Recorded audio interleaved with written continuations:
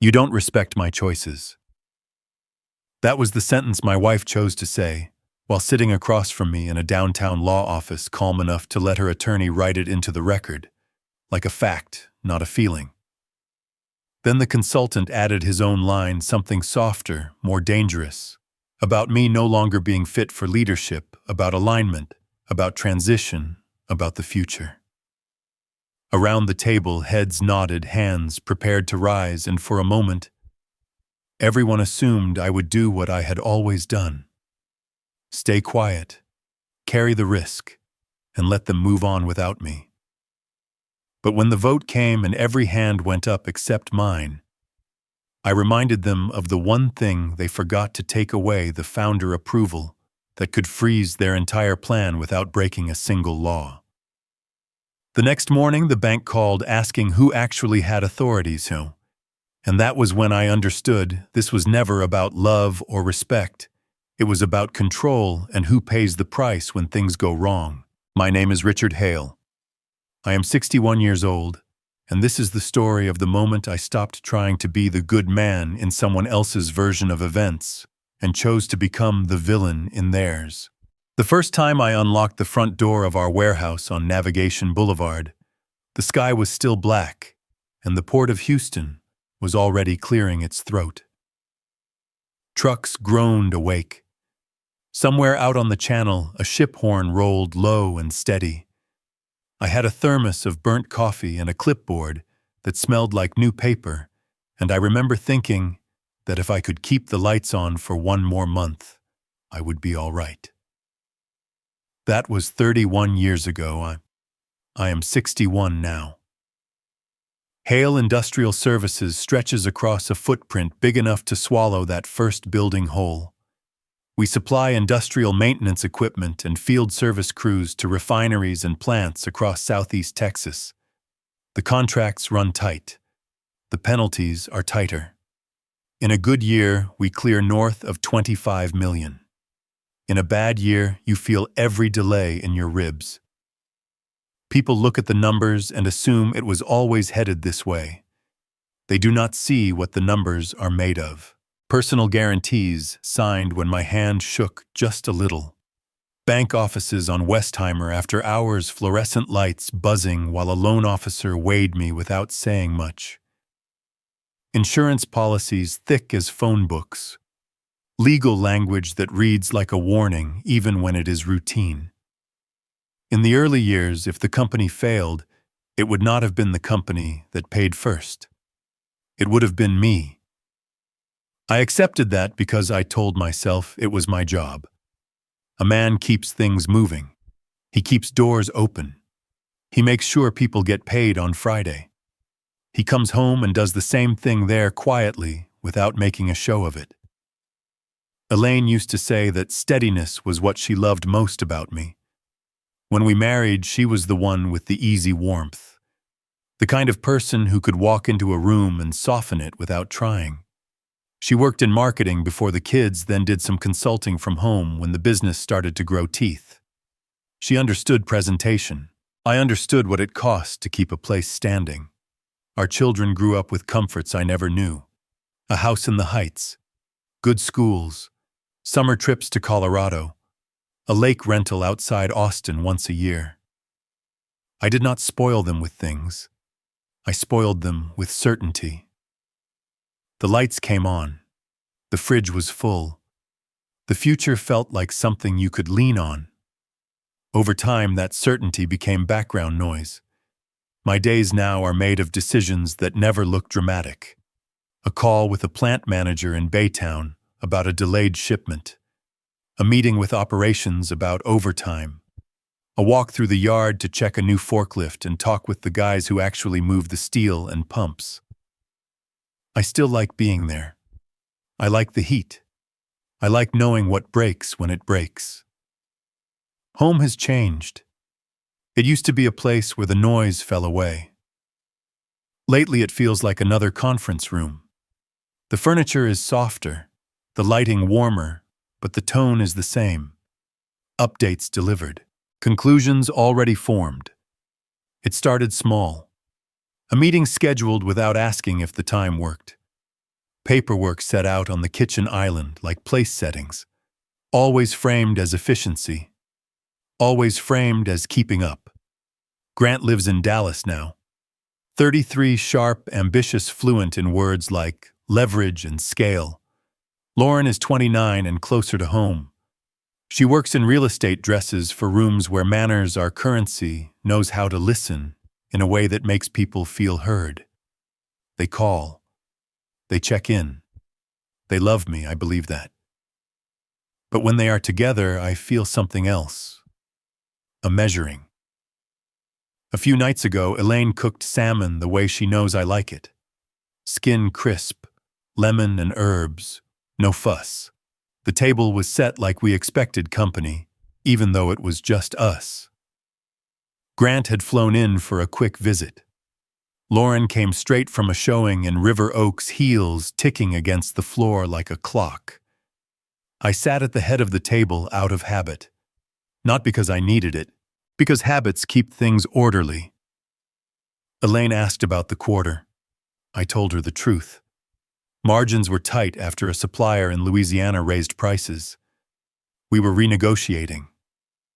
She nodded like she already knew. Grant asked if we were expanding into San Antonio. I said not until the current contracts stabilized. Lauren watched me for a moment, then said, "Dad, you have been doing this a long time." I nodded and kept eating, not yet hearing the weight behind it. She said, "Maybe it is time you enjoy what you built." Grant leaned forward, polite, careful. He talked about succession planning, about protecting the company from volatility, about modernizing leadership. He used the same voice he uses with clients. Elaine watched me the entire time. Not angry, not gentle, observant. Like she was waiting to see if I would make it difficult. I asked what exactly they wanted me to do.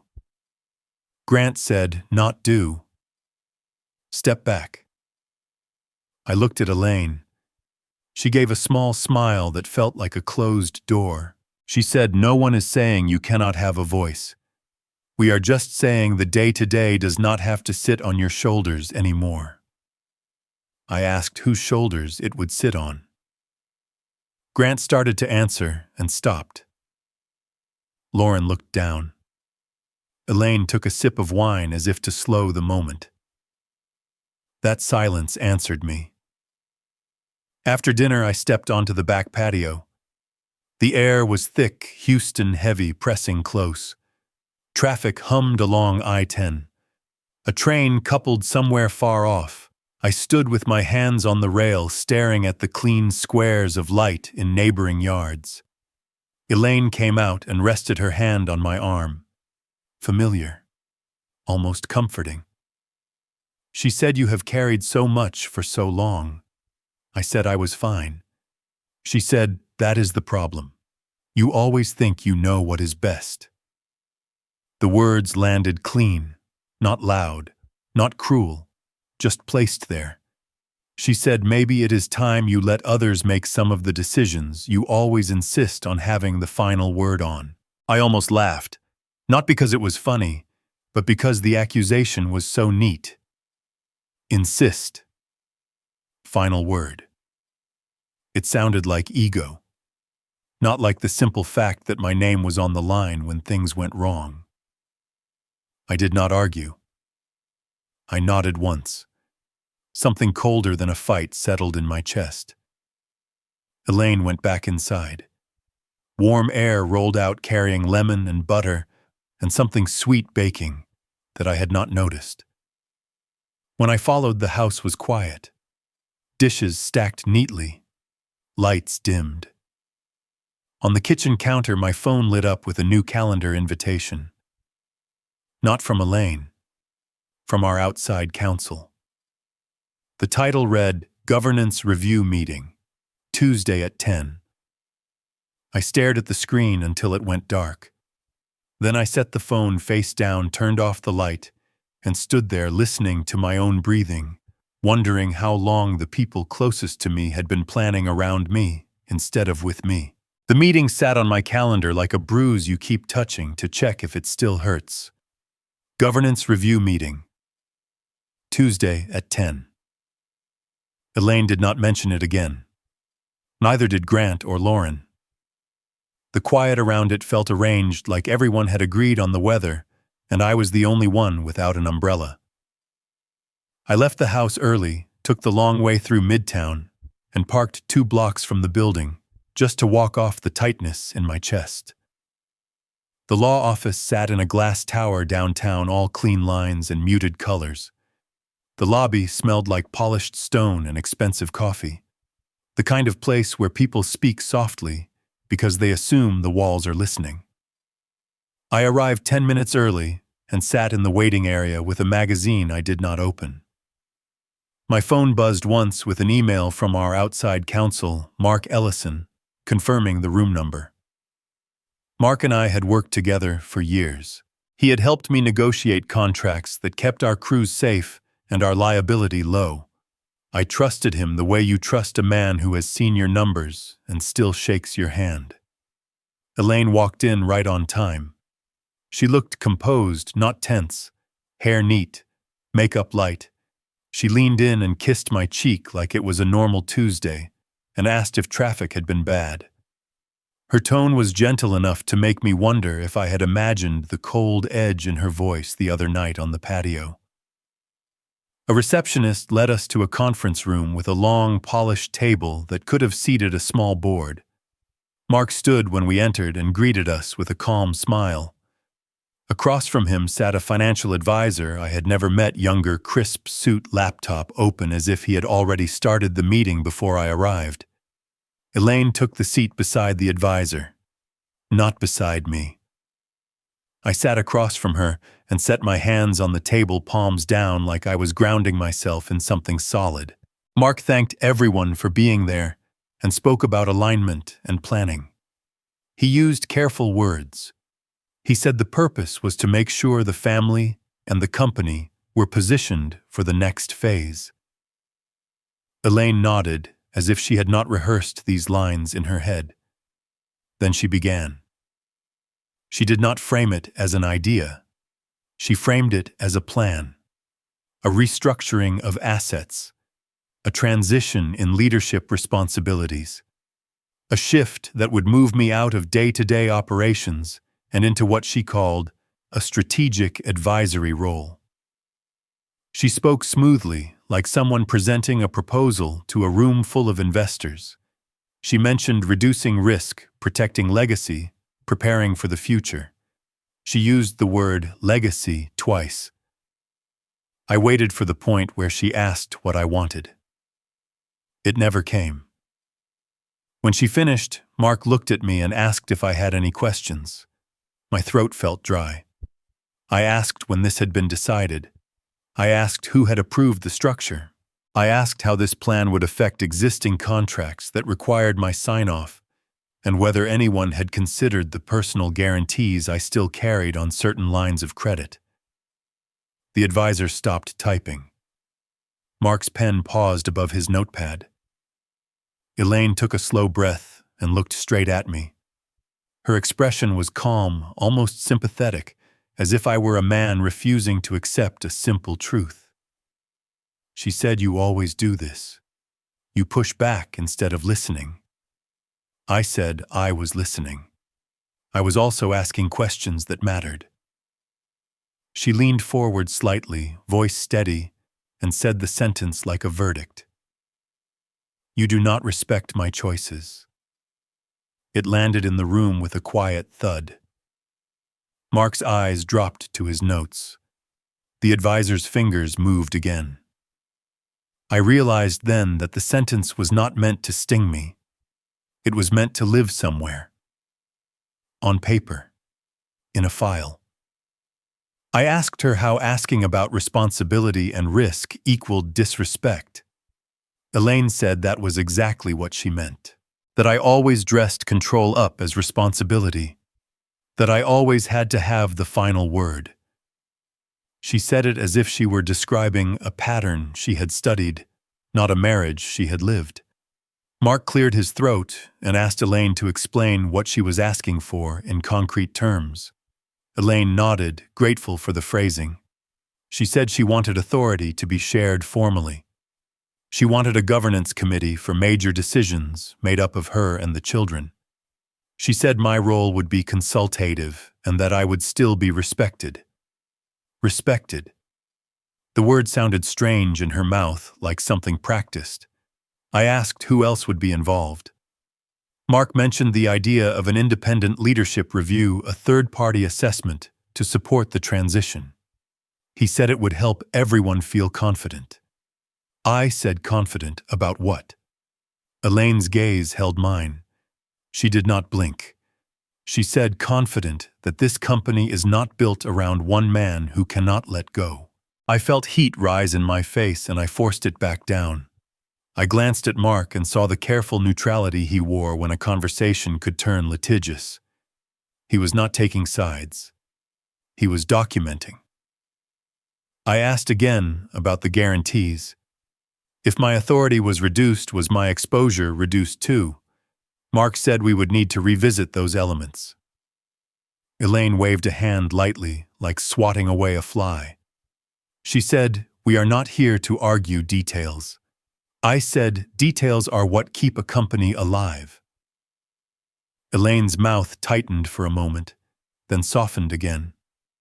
She looked at Mark and then back at me, and I watched her choose her words, the way a marketer chooses a slogan. She said, "Please note that this process is difficult because Richard struggles to respect choices that are not his own." Mark hesitated. The smallest pause. Then he wrote it down. Elaine watched him as he wrote, and I saw it. A tiny adjustment in her posture. The satisfaction of seeing the sentence become permanent. In that moment, I understood the real trap. If I protested hard, it would feed the narrative. If I stayed silent, it would be treated as consent. And if I tried to negotiate from emotion, I would lose before we even began. This was not a conversation anymore. It was a record being built line by line to be used later when they needed to prove I was the problem. I told them I needed time to review what had been presented. Elaine nodded quickly, almost relieved. Mark said of course and wrote that down too. The meeting ended politely. Handshakes, soft smiles. The advisor closed his laptop with a click that sounded final. Elaine touched my arm in the hallway and asked if I was all right. Her voice gentle again, like we had just left a parent-teacher conference. I said I needed air. Outside downtown Houston was loud and bright. A bus hissed at the curb. A siren cut through traffic. I stood on the sidewalk and felt the strange mix of anger and numbness that comes when you realize someone you love has been preparing for a fight while you were still trying to keep peace. I drove back to the office and sat in my darkened room with the door closed. I replayed the meeting, not the words, but the timing, the seating, the fact that Elaine never once asked what I wanted, only whether I would cooperate. Late afternoon, Mark emailed a summary and attached preliminary governance notes. I did not open the attachment right away. I saved the email into a folder I created on the spot, a plain name, nothing dramatic, just review. Then I printed the summary, walked to the small safe behind my bookcase and slid the pages inside. I sat back down and stared at the computer screen. The company still depended on me. The people who had built it with me still depended on me. And now my own family had put a story in writing that I did not respect their choices. I understood something then that made my stomach go cold. That sentence was not the end of a conversation. It was the beginning of a strategy. That night, I did not go home. I stayed in my office long after the last truck rolled out of the yard, and the building settled into its nighttime rhythm. The air conditioning kicked on, shut off, then on again. Somewhere above the ceiling, a pipe knocked once and went quiet. I left the lights off and let the glow of my screen do the work. Darkness makes it easier to tell the truth to yourself. I opened the attachment Mark had sent and read it slowly. Then I read it again. The language was clean, careful, almost polite. Nothing illegal, nothing aggressive. Just enough structure to move authority without ever saying the word power.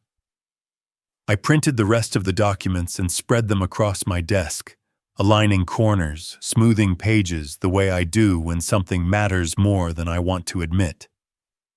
I had not expected to find surprises. I had expected reassurance. Instead, I found preparation. Draft voting proxies with names already typed in, waiting for signatures. A power of attorney document that shifted specific financial authorities into a family trust. Notes that referenced internal metrics and contract details that had never been discussed outside executive meetings. This was not guesswork. This was informed. Someone inside had helped. That realization landed heavier than anything Elaine had said in the conference room.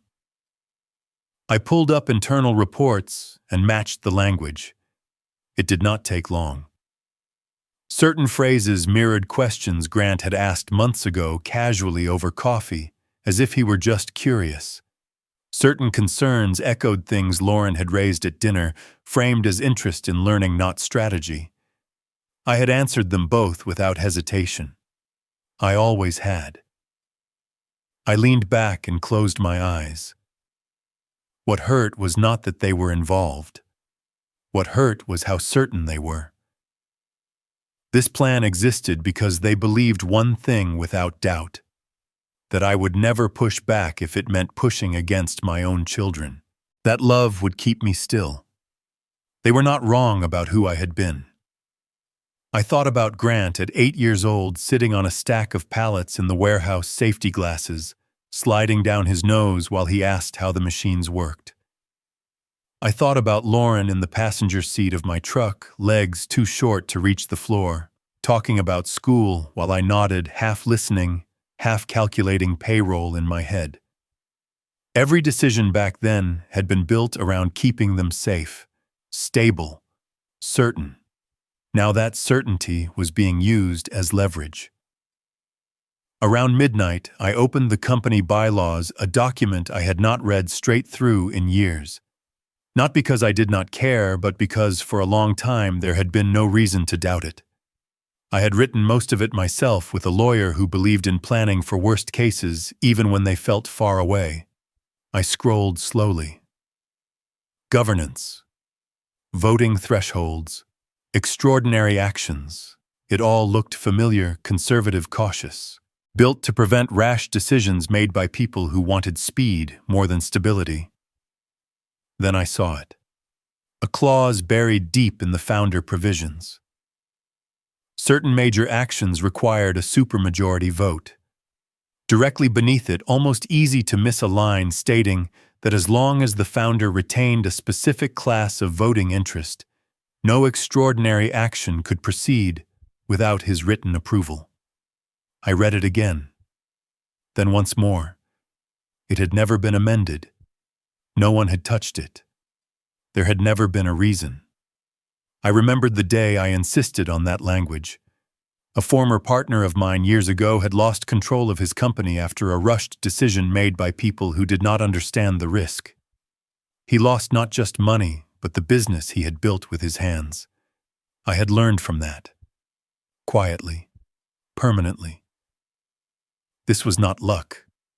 It was foresight I had forgotten I possessed. I felt something settle in my chest. Not relief, not triumph. Clarity.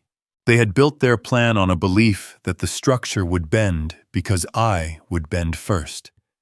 They had not planned for resistance. Not real resistance. Not from me. The next morning I called our general counsel and asked for copies of every amendment ever proposed to our operating agreement. He sounded surprised, but did not ask why. By noon the answer was clear. That section remained untouched. The foundation was still mine. That afternoon Grant called. He asked how the meeting had gone, his voice light, careful like a man testing water temperature before stepping in. I told him it had been productive. I could hear him relax. He said Mom just wanted everyone to feel included, that this was about growth and protecting the future. I asked him when he had first spoken to the financial advisor. There was a pause, brief but enough. He said they had been talking for a while. Nothing formal, just conversations. I told him I understood, and I did. I understood that he was not trying to hurt me. He was trying to step into a role he believed I would eventually hand him. I also understood something else. He believed I would absorb the cost the way I always had. After the call, I walked the warehouse floor. The smell of oil and metal grounded me. Men I had worked beside for decades nodded as I passed. Some of them trusted me with their livelihoods. They had no idea anything was shifting. They only knew the company worked because someone made hard decisions when it mattered. That evening, I returned to my office and opened a new document. I did not write a response. I did not draft an objection. I made notes, dates, names, connections. I traced the shape of what was happening without touching it yet. For a moment, doubt crept in. I wondered if there would come a day when I would regret not letting them win. If protecting the company meant losing something that could not be replaced. The thought stayed with me longer than I liked. Then I closed the document, turned off the monitor, and stood in the quiet. They were counting on my love to keep me still. I locked the safe behind the bookcase, turned the key until it clicked, and slipped it into my pocket. As I shut off the office lights, I realized the role they had written for me was no longer the only one available. I slept little after that night. Not because I was anxious, but because my mind had shifted into a different gear and refused to slow down. When I walked into the office the next morning, things looked the same. The yard was busy. The phones rang. People laughed near the break room. On the surface, nothing had changed. Underneath, everything had. The first email arrived before noon. It was polite, carefully worded, sent to a small group that included me. A proposal to engage an independent firm to conduct a leadership assessment. The stated purpose was alignment, continuity, best practices, the kind of language that reassures investors and unsettles founders. I did not reply. By the end of the day, there were more. One from a senior manager asking if I had seen the proposal. Another from a board advisor suggesting this was a healthy step for a growing company. No one accused me of anything directly. They did not have to. The suggestion floated on its own. Elaine did not call. Grant did not text. Silence again, but this time it carried weight. The review moved forward quickly, faster than I expected, which told me it had been discussed long before it landed in my inbox. A consulting firm from Dallas was brought in.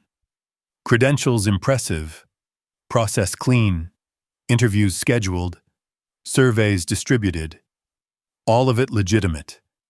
All of it optional in theory. In practice, refusing would look like fear. I agreed to participate. The interviews were measured professional. They asked about vision, about delegation, about how decisions were made. I answered honestly but briefly. I did not volunteer context. I did not defend past choices. When they asked for historical data, I provided what was required and nothing more. I followed the rules exactly as written. Some of the numbers I kept back were not secrets. They were projections, strategic assumptions, the kind of information that lives in a founder's head, because it comes from years of pattern recognition, not spreadsheets. I was under no obligation to share them, and I chose not to. That choice mattered. Around the office, I could feel the shift. Conversations stopped when I walked in, not out of guilt, but out of uncertainty. People were careful with their words. Some avoided me altogether. Others were overly friendly, as if reassurance could be traded like currency. A few weeks in, a rumor reached me through a back channel. Someone had said the review was not going well, that the firm had concerns about my adaptability, that the company needed a more collaborative leadership style. I nodded when I heard it, said nothing. Inside, I understood what was happening. Reputation does not have to be destroyed to be weakened. It only has to be questioned. Once doubt exists, it spreads on its own. The interim report arrived on a Friday afternoon. Mark forwarded it with a short note saying we would discuss next steps the following week. I read it alone in my office, the blinds half drawn against the late Texas sun. The language was careful again, balanced, respectful. But the conclusion was clear. It said I had been effective in building the company, but that the next phase might benefit from a different leadership approach. It said I struggled with delegation, that I was too central to decision-making, that the organization could face risk if I did not transition out of day-to-day control. On paper, I looked tired, rigid, outdated. I closed the document and leaned back in my chair. If I had wanted to fight that narrative, I could have. I had numbers that contradicted their assumptions, stories that explained my decisions, data that showed the cost of speed over caution. I had people who would have spoken up for me without hesitation. I let none of it surface. Over the next few days, the tone around me changed again. Meetings I used to lead were reassigned. Decisions came to me already framed as recommendations rather than questions. A senior manager thanked me for being open to evolution. He meant well. He did not realize what he was thanking me for. Elaine finally called that Sunday evening. She asked how I was holding up. Her voice was soft, almost concerned. She said the review was not a judgment, just a tool. She said this was about protecting what we built. I told her I understood. She said she was proud of how cooperative I was being. After the call, I stood in the kitchen and stared at the wall for a long moment. Cooperative. The word sat heavy. Cooperation can look a lot like surrender when you are not paying attention. Monday morning, Mark stopped by my office. He closed the door behind him, something he rarely did unless the conversation mattered. He said the advisory group was leaning toward formalizing the recommendations, that the report gave them cover, that investors and partners would respond well to a transition plan supported by an independent assessment. I asked him if he thought the report was fair. He hesitated just long enough to be honest without saying too much. He said it reflected the information provided. That was all I needed to hear. When he left, I pulled the interim report from my desk drawer and placed it on top of the other documents in the safe. The narrative was taking shape exactly as planned, just not by them alone. By the end of the week, the perception was set. Richard Hale was no longer the unquestioned center of the company. On paper, I looked like a man easing toward the exit, making room for others stepping aside with grace. I let them believe it. That evening, as I shut down my computer and walked through the empty hallway, I realized something important. They thought reputation was something they could take from me. They did not understand that sometimes looking weaker is the safest way to let the other side move first. That thought stayed with me as I drove across town the next morning, past familiar streets that suddenly felt different, like I was seeing them from a new elevation. I did not go to the office. I went straight to the building on San Felipe where my personal attorney worked, a man I had hired years ago for situations I hoped would never arrive. His name was Thomas Reed, late 50s, corporate governance, estate planning, and disputes that never made the news because the people involved paid too much to keep them quiet. He had reviewed my documents once long ago and told me they were conservative in a way that suggested I did not trust anyone completely. At the time, I had laughed. He greeted me with a firm handshake and did not ask how I was doing. He asked what had changed. We sat across from each other at a round table, not his desk. He preferred it that way. Conversation instead of posturing. I laid out the situation slowly. The review, the proposed transition, the language being built around my supposed inability to let go. Thomas listened without interrupting, taking notes by hand, his pen moving steadily. When I finished, he leaned back and looked at the ceiling for a moment. He said timing mattered more than intent now. He explained that once the leadership review was finalized and adopted, it would become the justification for everything that followed. Authority could be shifted, committees empowered. My role narrowed until control was gone in practice, even if not in name. He said if that happened, reversing it would be nearly impossible without open conflict, and even then the damage would linger. Then he paused and said something that made the room feel smaller. He said they were close. Not days, weeks. I asked what options I had. He did not answer right away. Instead, he asked me a question. He asked if I remembered insisting on a supermajority clause when the company was formed. I told him I did. He nodded and reached for a folder on his shelf already labeled with my company name. He opened it and slid a document across the table. It was a copy of our operating agreement, the same section I had read the night before. He tapped a line with his pen and said, "This is where their confidence becomes a problem." He explained that in trying to be thorough, they had created a structure that required an unusually high threshold to approve major actions. Asset sales, leadership changes, structural reorganization. They believed the numbers worked in their favor because they assumed I would not use the authority still attached to my shares. He looked at me and said, "Assumptions are not law." He went on to explain that the clause I had written years ago did more than slow decisions. It could stop them entirely if triggered correctly. Not by shouting, not by refusing to cooperate, by following the process exactly as written. I asked him what that would look like. He said it would look boring. Paperwork, signatures, silence. He said the moment I openly opposed them, they would paint me as unstable. The moment I threatened legal action, they would escalate. But if I simply exercised my rights quietly, they would have no narrative to use against me. I asked him what it would cost.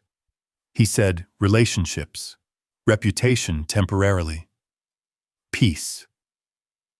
I sat with that for a moment. I told him they were counting on me not doing this because it would make me look like the villain. Thomas gave a small smile and said, "The law does not care who the villain is. It only cares who is right." He began outlining a timeline. What needed to be signed? What needed to be delayed? Which documents could move forward and which required my written approval? He spoke calmly, methodically, like a man explaining the rules of a game he had watched many times before. As he talked, something in me shifted again, not toward anger, toward acceptance. I realized I had been trying to win an argument that no longer existed. This was not about convincing anyone. This was about preventing something irreversible. I asked him to prepare what he needed. He asked if I was sure. I said yes. Over the next few days, I became very good at appearing agreeable. I signed routine approvals promptly. I thanked people for their patience. I talked about stepping back, about trusting the process, about focusing on the long term. I let Elaine believe the review had done its work. At the same time, I signed other documents more carefully. I declined to sign where my signature was not legally required. I asked for clarifications that slowed momentum without raising suspicion. Everything I did was justified. Everything was clean. Elaine mentioned retirement one evening casually, like a thought she had been turning over. I smiled and said it was something I was considering. She looked relieved. Grant asked if I felt comfortable with the direction things were going. I told him I trusted the framework. He smiled the way a man does when he thinks the hard part is over. Behind the scenes, Thomas kept me informed. Each step they took brought them closer to the threshold they could not cross without me. Each meeting, each draft, each proposed vote tightened the structure they believed would secure control. They did not realize they were building a door that only opened with my key. Late one night, after signing a final routine document, I sat alone in my office and stared at the city lights beyond the window. I thought about how easily roles are assigned, how quickly a man who asks questions becomes difficult, how fast cooperation becomes expectation. I picked up my phone and called Thomas. I told him to proceed. There was a pause on the line just long enough for me to feel the weight of what I was choosing. Then I said the words that had been forming for days. If they need a villain to make their story make sense, I will be the one. When I hung up, the office felt very quiet. Not empty. Settled. For the first time since this began, I did not feel pushed or cornered. I felt positioned. And I knew that whatever came next would no longer be driven by their timeline alone. The next week felt almost peaceful, which should have been my first warning. People smiled at me in the hallway, like the storm had passed. Meetings moved forward without my objections. Elaine stopped checking my face for signs of resistance and started speaking like a woman already living in the outcome she wanted. Grant called twice, both times cheerful, both times careful not to mention control. Lauren sent a text about dinner on Friday, as if we were returning to normal. Normal was the mask that makes betrayal easier to carry. The final leadership review was scheduled to be presented on Thursday morning. Mark Ellison sent the agenda to the usual group. Elaine Grant. Lauren, 2 senior executives, and 3 outside advisors who like to call themselves independent, even when they owed their seats to relationships. The agenda language was smooth. Adoption of recommendations. Governance committee formation. Transition framework. A line item called authority alignment. I arrived early and took the seat I always took. Not at the head. Not to make a point. Just because the chair had held my weight for years. The conference room smelled like fresh toner and coffee that someone had ordered too late. Through the window, I could see the yard forklifts moving like quiet animals, the company working without drama. Mark began speaking. He thanked everyone. He praised the process. He said the assessment had produced clear insights. The consultant on speakerphone used polite words to describe my flaws. Centralized decision-making. Limited delegation. Resistance to evolving leadership models. They made it sound like I was a man refusing to learn, not a man who built a business where mistakes could get people hurt. Elaine listened with an expression I could not read. She did not look happy. She looked certain. When the consultant finished, Mark summarized the next steps. He said the governance committee would be empowered to approve extraordinary actions. He said the company would formalize a transition plan within 30 days. He said my role would shift to advisory. He said it all like it was already done. Then he asked for the vote. Hands lifted around the table. Elaine first, Grant next. One of the advisors raised his hand like he was blessing something. The executives followed, cautious but compliant. Mark looked at me, last pen poised. I did not raise my hand. The room went quiet in a way that felt familiar. That pause when people realize the floor is not as solid as they assumed. Mark cleared his throat and said, "Richard, we are not looking for conflict here. We are looking for alignment. I nodded once and said, I understand. Elaine turned toward me, her voice still controlled. She asked what I needed to feel comfortable. I took a breath. My heart was steady. That surprised me. I felt more calm than angry because the decision had been made days ago. All that was left was to live inside it. I said the operating agreement requires founder written approval for extraordinary actions. This qualifies. You can vote. You can recommend. But you cannot implement without my consent. Mark's face tightened. Not in anger, in realization. He looked down at his folder, flipped a page, then looked back up as if the room had shifted. Elaine's expression changed. The certainty cracked. She said that cannot be right. I told her it was right. I told her it had always been right. It was written that way for a reason. Grant leaned forward, voice sharper than I had heard in years. He said, Dad, why are you doing this? I looked at him and felt a quick flash of something old and tender. The child in safety glasses. The man across the table now. He was not a villain. He was simply convinced I would never make him uncomfortable. I said, I am not doing anything to you. I am doing something for what I built. Elaine's voice rose slightly, still not a shout, but no longer smooth. She said, you are proving everything I said about you. You cannot let go. You cannot respect anyone else's choices. There it was again. The sentence she wanted to live longer than any of us. Mark interrupted gently, trying to steady the room. He said there may be a way to negotiate a limited consent. Perhaps a phased approach. Perhaps conditions. I shook my head.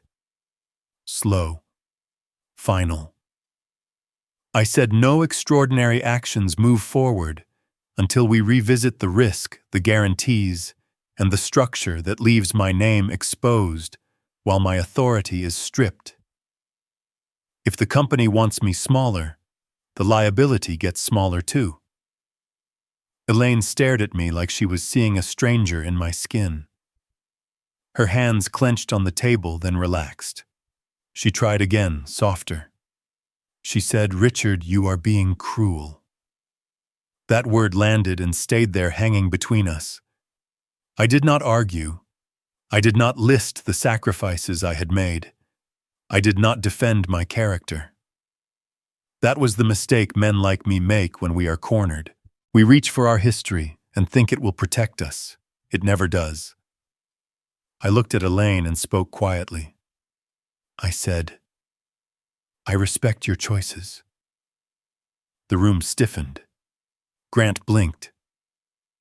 Lauren's eyes widened just slightly, like she understood the irony before anyone else did.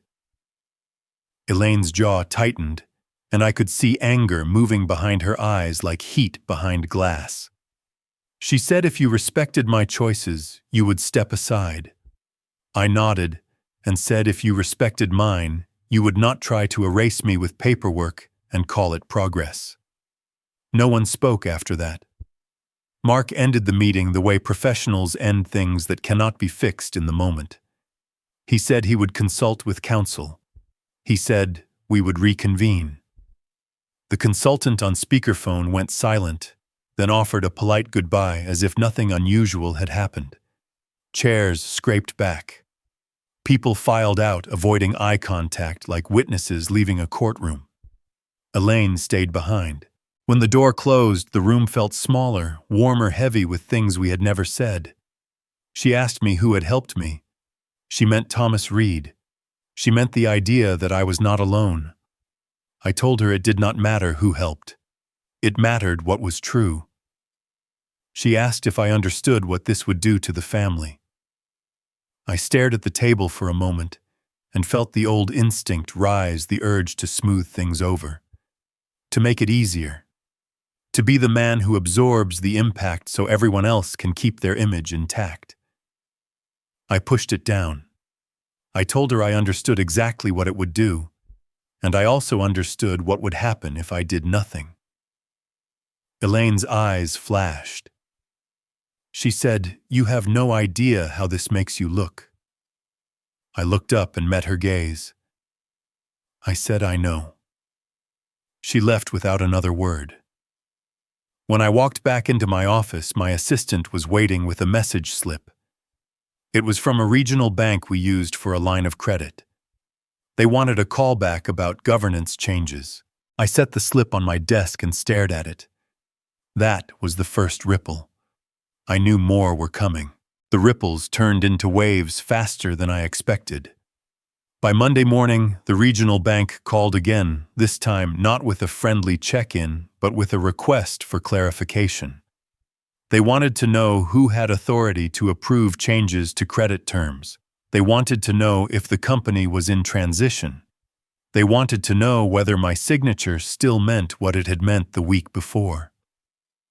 I asked for the question in writing. Then I forwarded it to Thomas Reed and said nothing else. That was the pattern from there on out. Everything that used to flow through me quietly began to snag on the new uncertainty that Elaine and the kids had created, and now that uncertainty belonged to them. The governance committee tried to meet without me. I heard about it secondhand from our operations director, a man named Luis Herrera, who had been with me for 14 years and still called me sir when he was nervous. He stood in my doorway, cap in his hands, like he was about to ask for a day off. He said they want to move forward with the transition plan. They are asking for approvals I cannot give. I nodded. I did not ask for details. Luis hesitated. He said they are saying you are blocking the company. I looked at him for a long moment and asked one question. I said, "Did anyone get hurt?" He blinked, confused. Then he shook his head. I said, "Then we are fine." He left my office looking like he had more questions than when he walked in. At home, the temperature dropped. Elaine moved through the house like she was late for something that never ended. She took calls in the den with the door closed. When I walked past, her voice would change, softening, then tightening again after I moved on. There were no fights. There were no slammed doors. There was just the heavy quiet of a family realizing the old rules no longer worked. Grant came down from Dallas 2 days after the bank calls started. He showed up at my office unannounced, tie loosened, jaw tight. He tried to act casual, but his eyes kept flicking to the shelves, the safe behind the bookcase. He did not know about the framed photo of the first warehouse on Navigation Boulevard. He said, "We need to talk." I told him to sit. He did, then leaned forward, like the table might help him win. He said, "You are creating a mess. Partners are asking questions. The advisors are nervous. Mom is getting pressure. This is not how you protect what you built." I listened until he ran out of words. Then I asked him if he had read the operating agreement before he helped draft a plan to strip my authority. His face flushed. He looked away. He said, "That is not fair. We were trying to help you." I nodded. I believed he believed that.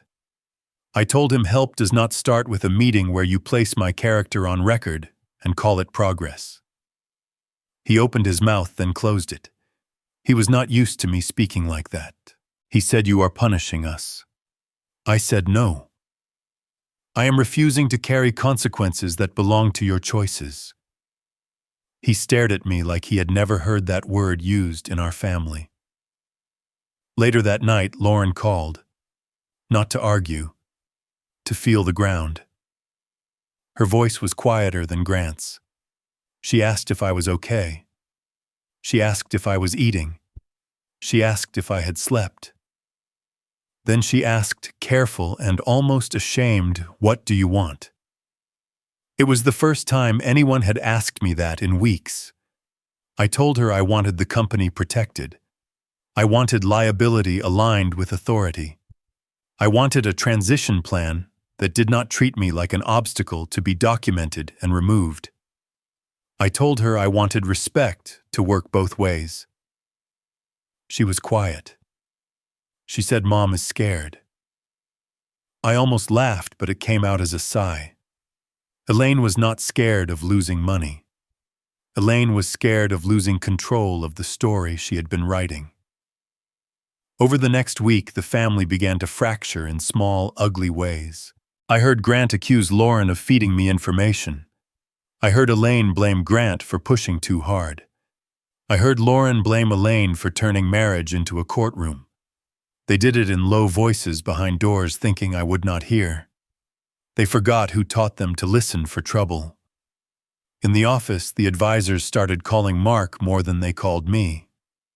Mark's tone changed too. He stopped sounding confident and started sounding cautious. He asked Thomas for interpretations. He asked for options. That alone told me the ground had shifted. One afternoon, Mark came to see me.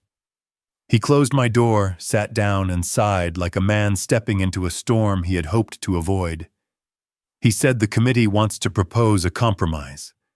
They want your consent for limited items so the bank will settle down and the partners will stop asking questions. I asked him what the compromise was. He said they want you to sign a short-term authorization that allows them to proceed with certain restructuring steps while they continue negotiating the broader plan. I looked at him and waited. He added quickly that it would be temporary, that it would show good faith, that it would help. I asked if it reduced my exposure. He did not answer right away. Then he said, "Not directly." I nodded once. I said no. Mark blinked. Not because he was offended, but because he had expected a discussion, a negotiation, a softening. He said, "Richard, this is going to escalate." I said it already did. They just did not expect it to escalate in a direction they could not control. He left my office quieter than when he entered. That evening, Elaine tried again, this time without lawyers and without the calm voice she had used in the conference room. We stood in the kitchen. The lights were low. The house felt too big for two people. She said, "You are enjoying this." I shook my head. I told her I was not enjoying anything. I was enduring it. She said, "What do you want, Richard?" I looked at her and felt the old instinct rise again, the part of me that wanted to fix it, to take the weight back onto my shoulders so no one else had to feel it. I swallowed that instinct. I told her I wanted the truth acknowledged, that this was not about me refusing to respect choices. This was about her trying to make choices that carried no cost for her and all the cost for me. Her eyes narrowed. She said, "You are making me the villain." I held her gaze. I said, "You made that choice the day you put my character into a record." Elaine turned away, hand pressed to the counter, as if she needed it to stay standing. I watched her for a moment, then walked out of the kitchen without another word. Back in my office later, Thomas called. His voice was calm, almost conversational. He said they filed a request for an emergency meeting with outside counsel. They are trying to move faster now. I looked out at the yard lights, the quiet movement of a night crew finishing a job, men who trusted that the company would still be there in the morning. I said, "Let them." Then I opened my desk drawer and pulled out the folder labeled "Review the Papers" that showed exactly how this started, and I realized the next move would force everyone to choose a side in daylight. The emergency meeting never happened. Not because anyone backed down, but because no one could move without admitting out loud that they needed me. The banks held. The advisors stalled. The committee stopped sending emails that assumed outcomes. Silence returned, but it was a different kind this time. It was the quiet that comes after people realize the ground rules have changed. Weeks passed. The company kept running. Contracts were fulfilled. Crews showed up and went home safe. The yard lights came on every night like they always had. On paper, I was still the owner. In practice, every major decision now paused at my desk, waiting for my signature. Elaine adjusted first. Not with apologies, not with warmth, with caution. She stopped framing conversations around feelings and started framing them around terms. When she wanted something done, she asked. When she wanted my approval, she explained why. The intimacy we once had did not return, but something else took its place. Distance with clarity. Grant learned next. He came back to Houston less often. When he did, he spoke to me differently. Not deferential. Not defiant. Measured. He asked questions instead of making assumptions. He listened more than he talked. It was not the relationship we had before, but it was honest. Lauren changed the most. She was the only one who ever said it out loud. One evening, she sat across from me at the kitchen table, hands wrapped around a mug she did not drink from, and said, "I did not realize how much you were carrying until you stopped carrying it for us." I nodded. That was all I had. No one won. No one lost. That was the part people on the outside never understand. This was not a victory. It was a correction. I stepped away from the emotional role I had played for decades.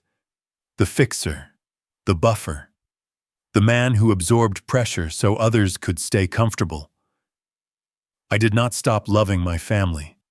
I stopped shielding them from the consequences of their choices. That difference mattered. The company remained mine. The structure stayed intact. The founder provisions were amended eventually, but only after authority and liability were aligned in writing. Fairly, transparently, with everyone present. The review report was quietly shelved. It still exists somewhere, filed away in a cabinet no one opens. On paper, it once said I was no longer fit to lead. In reality, it taught everyone something more important. That leadership does not disappear just because people decide it is inconvenient. At home, things never went back to how they were. We stopped pretending they could. Dinners were quieter, conversations shorter. But there was no more manipulation disguised as concern. No more meetings where my character was the subject. I was not loved more for what I did. I was respected. And I learned something I should have understood years earlier. Respect was never about sacrifice without limit. It was about boundaries that do not move when tested. Love without boundaries turns into permission. Permission turns into expectation. And expectation left unchecked becomes entitlement. When Elaine once said I did not respect her choices, what she really meant was that I would not quietly absorb the cost of them anymore. She was right. I chose not to. Sometimes protecting what you built means standing still while others push. Sometimes it means letting people see you as cold so they stop seeing you as useful. And sometimes it means accepting a role you never wanted, so the truth does not get buried under someone else's story. I chose to be the villain in their version. In my own, I was just a man who finally stopped confusing silence with strength. If you are listening to this and it feels uncomfortably familiar, if you have ever been labeled difficult for asking questions or selfish for setting limits, maybe this story is not just mine. Maybe it is yours too. And maybe being misunderstood is a small price to pay for finally being free to stand where you belong.